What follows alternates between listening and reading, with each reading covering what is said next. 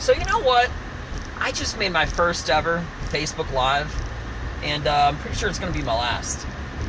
In this day and age with social media, you have so much stuff. You got TikTok, you got Twitter, Instagram, Facebook, YouTube.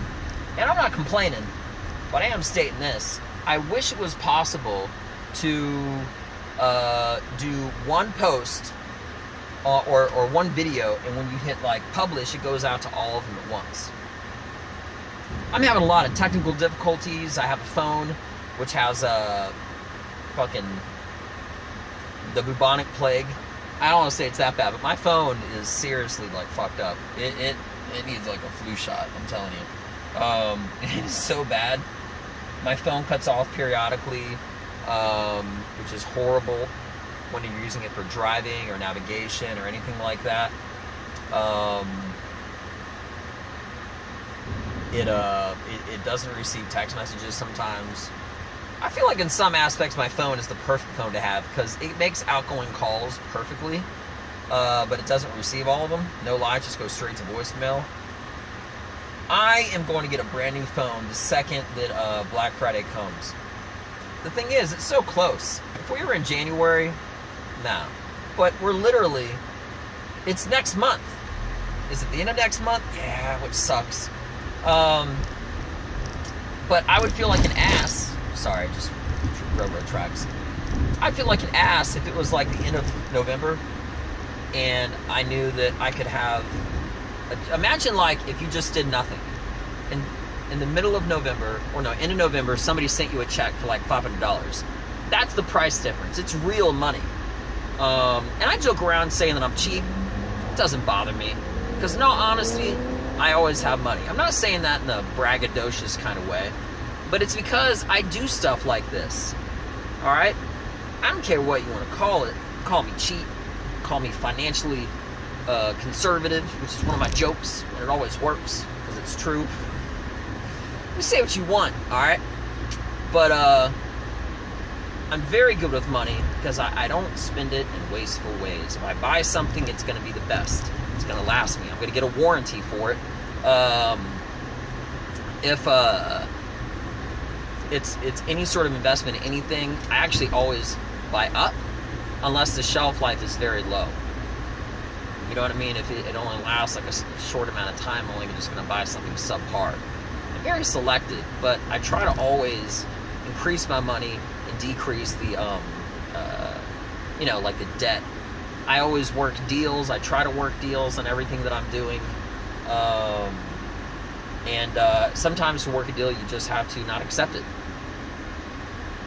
Like or hate the president, not being political, but I am saying this. He's not where he is today because he was bad at decision making.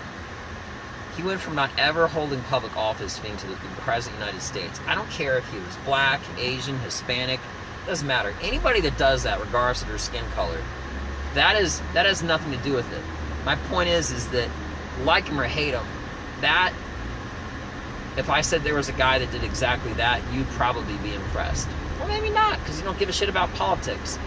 But, just talk about him for one more second in a completely unbiased rant for a second.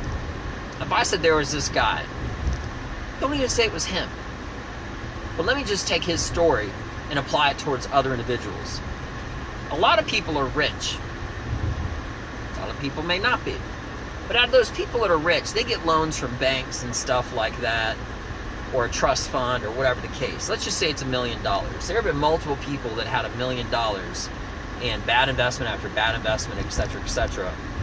They didn't ever become anything with themselves. They didn't ever make their money grow. A lot of just wasteful spending. I'm pretty sure it's like some crazy statistic like the majority, whatever that is. Let's just say it's 55%, whatever.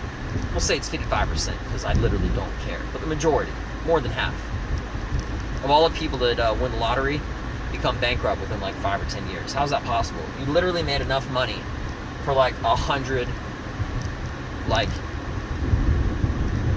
salaries over the course of like 100 years. You made basically like 100 times more money than if you kept your job, hypothetically, you would make in like 1,000 years. Something crazy like that. And that's not an exaggeration. You see, that's the kind of shit that I'm talking about. I'm in the middle of making a point. My phone turns off. We'll see how long this one lasts. Ridiculous. But anyway, all I was getting at is that out of all the people that ever took $1 million and tried to make themselves with it, which is exactly, from what I heard, he got like a trust fund of like $1 million or something like that, and he turned it into like $100 million. That's pretty much like saying if I give you $1,000 and told you make it to 100,000. Do you understand what I mean? I mean, it takes money to make money in every business, in all honesty. You know, it's like they say, you want some eggs, you gotta crack them, or you want some scrambled eggs, something like that, you gotta crack them, whatever. But yeah, that's what he did, and more or less, you know, nobody did everything for him. He did it all himself. So that's commendable. I don't care who it is. Let's just say there was another guy that did that too. I would be impressed by that guy also. I don't mean his politics. I just mean you got to give it to the guy, okay? And not just him, to everybody that's made 100% return off of anything that they've done with a 1% value of what they started with. Regardless of what the circumstance or whatever it is, that's impressive no matter what. You know? It's really impressive. I mean, imagine, I'm going off on a tangent, but let's just say that, you know, as far as like physical capability, like if somebody could throw a baseball 1,000 yards and then someone threw it 100 times farther. You see what I'm getting at? Anytime you can multiply something by 100, that's impressive as shit. It's basically unheard of. So, but that's what he did. And there's a lot of other people that do that, and they are success stories in everything they do, you know? If there was anybody else with the ingenuity or the know-how or the publicity and stuff like that, they could be president. You know? It's just a popularity contest at this point in the United States. But anyway, enough of politics.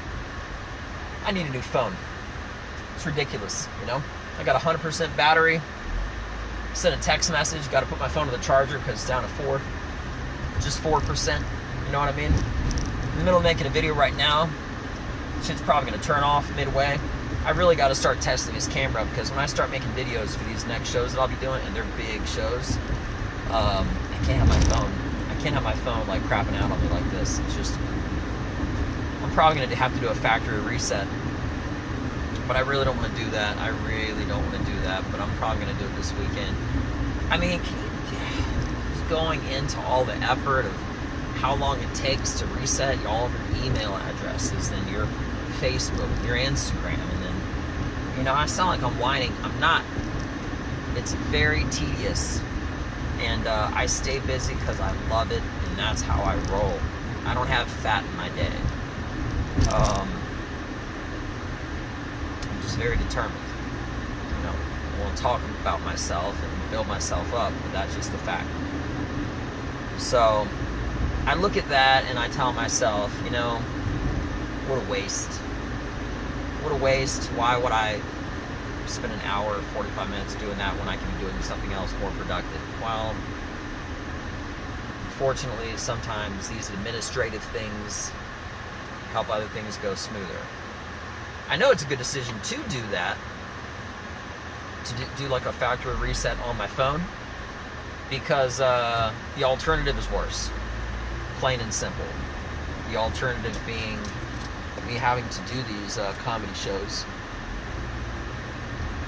I'm trying to go straight and people just start driving. Like, it does, let me finish my thought before getting into a new one. The alternative is a lot worse, which is knowing that I'm not going to get my phone until Black Friday. And I do have big shows that I'll be filming coming up in Tennessee and throughout Dallas and whatnot, that I've got to have my phone be in 100% condition without any exception or anything like that. There's There's no getting around it. So it's the best option to do. So I'm gonna do it. Yeah, I'm not gonna put myself in a situation where a factory reset could potentially of my whole phone.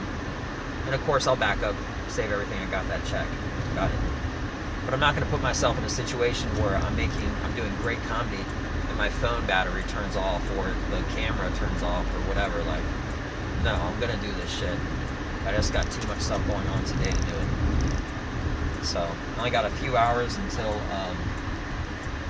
I do my open mic, and then I got another open mic on Thursday, and then I got a show. I'm pretty sure it's this Saturday in Lake Dallas, Texas. It's a paid show. It'll be like 10-minute spot, and for the next like month, few weeks, I'll be working on new material that I've been working on for a while now. In the background, having all to do with relationships, because it's called couples therapy, so it's like a relationship showcase and show. I also got to start moving these tickets. I'm going to start selling these tickets, but I don't even have them. Damn it. That's right. Kind of just reminded myself that I don't even have the tickets to sell because they haven't been made. But it's in the process. That was a really almost bad left turn. But yeah, that's what's going on. Check me out on Instagram, Facebook, email, BingeAWellDone.comedy. That's not my email address. My email address is on my Instagram posts. So if you want to check me out on Instagram. Benja, B-E-N-J-A, well done, W-E-L-L-D-O-N-E, comedy. That's what I got. And I'll talk to y'all later. Check me out. Peace.